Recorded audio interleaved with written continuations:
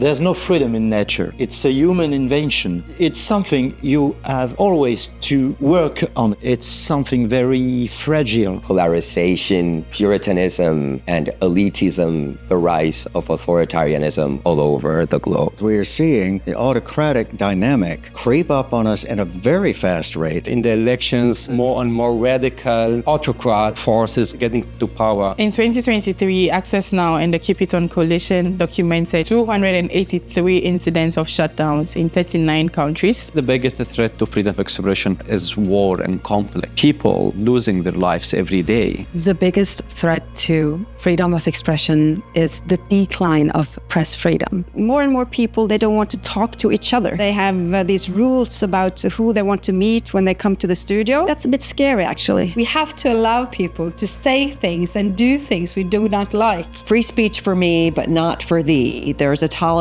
of quieting certain voices if they're politically or ideologically not popular. The lack of hope, lack of feeling that there is any point in trying to make change. The invisible walls that are built between people. We forget that we all want the best for our kids. Democracy dies when the ability to speak and meet and have platforms goes away. We essentially lose the most important part of humanity, our self-identity and our ability to express ourselves. The vast increase in spread of disinformation in the world. Democracy dies with the lies, and so does freedom of expression.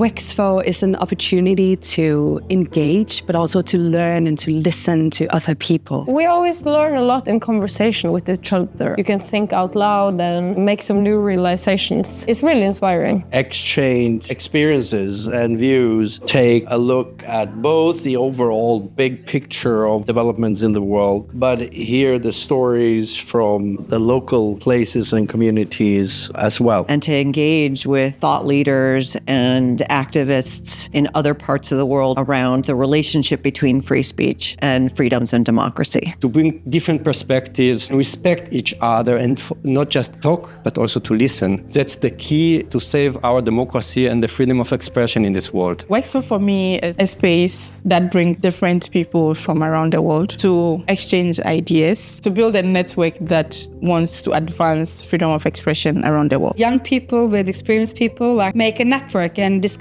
these topics even when you are back at home. A big community where people from all around the globe can get together and express their opinions in a safe space. It's really been impressive to watch. WEXFO create a lot of bridges to a lot of places on the world. It's a great place to build connections which can last for a lifetime. So much has just been sharing stories, witness testimony, and thinking through how we channel that into forms of global solidarity that we need. It's been moving, enlivening at the same time, enriching. It makes one want to continue when it's so hard to. The most beautiful thing that I've taken away from it is the conversations and relationships I've built with some of the most courageous and resilient young people fighting for the freedom of expression. WEXFO's internationalism, the fact that it pulls from so many nations, so many cultures, so many languages, means that we're able to convene a wonderful collaboration, a wonderful conclave, if you will, to address these issues and to say, can we keep these freedoms safe?